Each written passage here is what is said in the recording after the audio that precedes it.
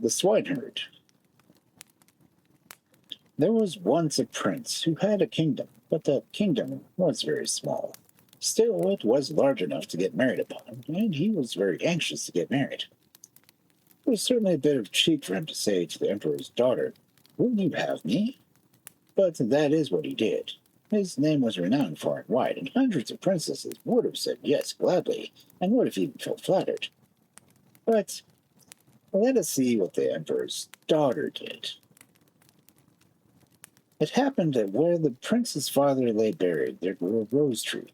A most beautiful rose tree which blossomed only once every 5 years, and even then only bore one flower. What a rose it was! It smelled so sweet that all cares and sorrows were forgotten by him in what hailed its fragrance. And furthermore, the prince had a nightingale which would sing in such a manner that it seemed as though all sweet melodies dwelt in her little throat.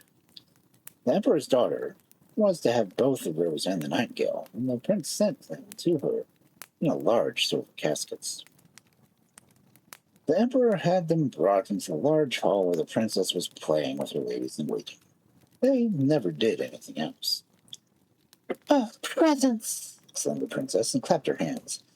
"If it were but a little pussycat!" But when the beautiful rose came to view, "Oh, how prettily it is made!" said all the ladies-in-waiting. "It is more than pretty," said the emperor. "It is utterly beautiful." But the princess touched it, and was nearly in tears. "Fie, Papa," she said. "It is not made at all. It is natural." "Fie!" cried the ladies-in-waiting. "It's a natural rose." "Let us see what is in the other casket before we get annoyed," said the emperor. So the nightingale came forth and sang so delightfully that at first no one would say anything ill-humored about her. "Superb! Charmante!" exclaimed the ladies-in-waiting, for they all spoke French, one worse than the other. "How this bird reminds me of a musical box that belonged to a blessed empress," remarked the knight. "Yes, these are the same tones, the same presentation." "Yes, yes," said the emperor, as he wept like a child at the memory. "I hope it's not a real bird," said the princess. "Yes, it's a real bird," said those who approached him. "Well then, let the bird fly at once," said the princess, and she positively refused to see the prince. However, the young prince did not allow himself to be discouraged. He daubed his face with brown and black, and pulled his cap over his ears, and knocked at the door. "Good day, my lord emperor," he said.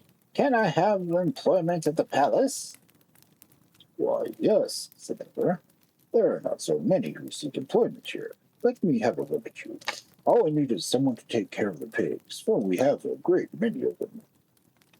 So the prince was appointed imperial swineherd. He was given a dark little hovel next to the pigsty, and there he sat the whole day and worked. When evening came, he had made a pretty little saucepan. It was extremely attractive little gadget. It looked charming.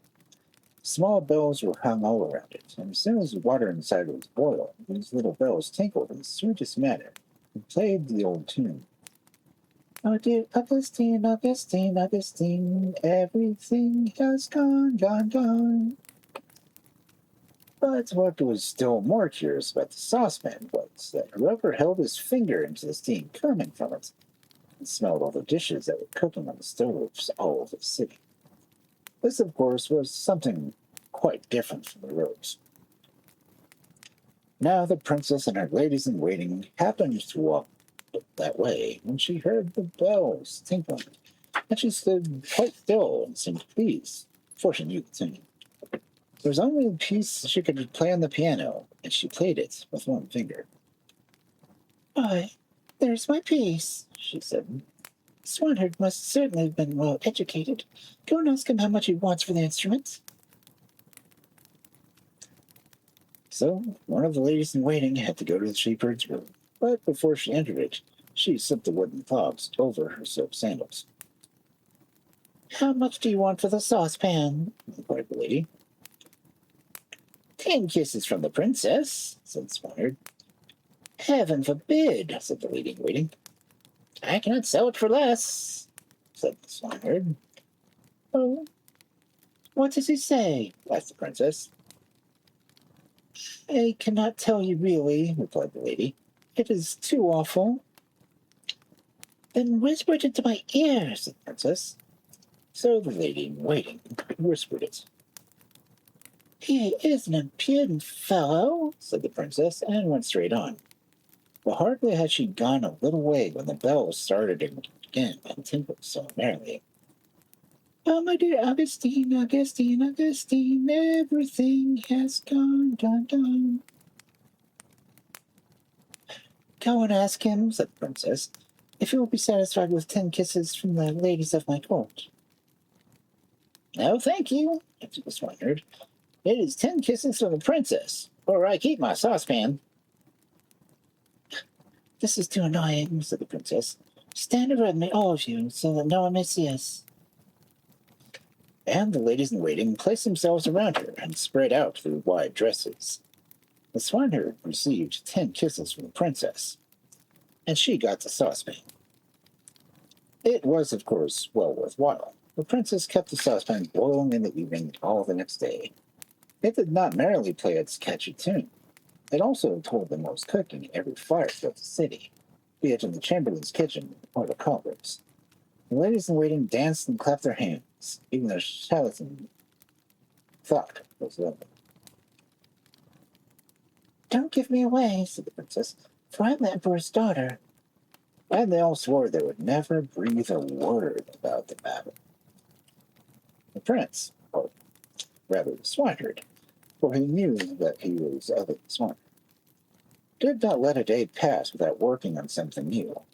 This time he constructed a rattle, which, when it was swung around, played all the waltzes and tunes that have ever been heard since the creation of the world.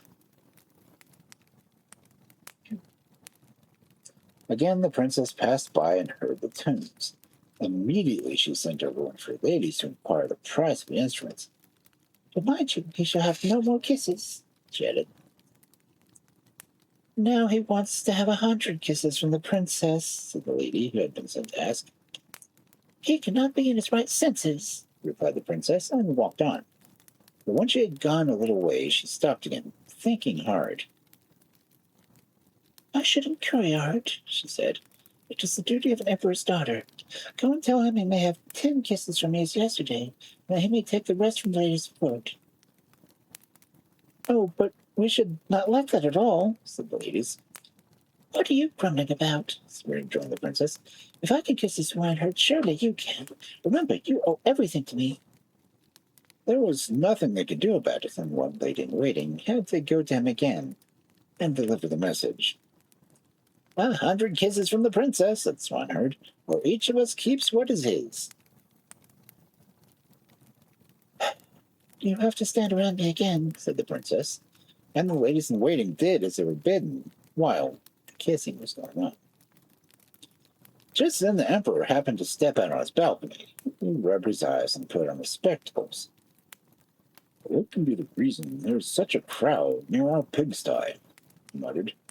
They're the ladies of the court. I must go down and see what they are about.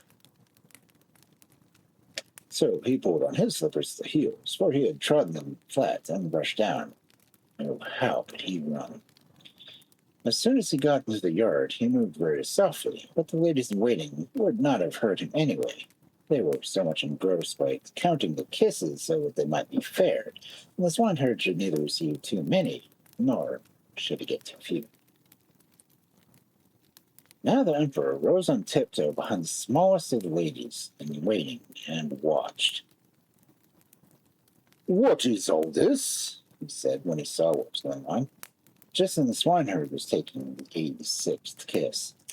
The emperor boxed his daughter's ears with a slipper, and he also said to the swineherd, Out with you both, he shouted furiously. And the princess and the swineherd were thrown out of the city.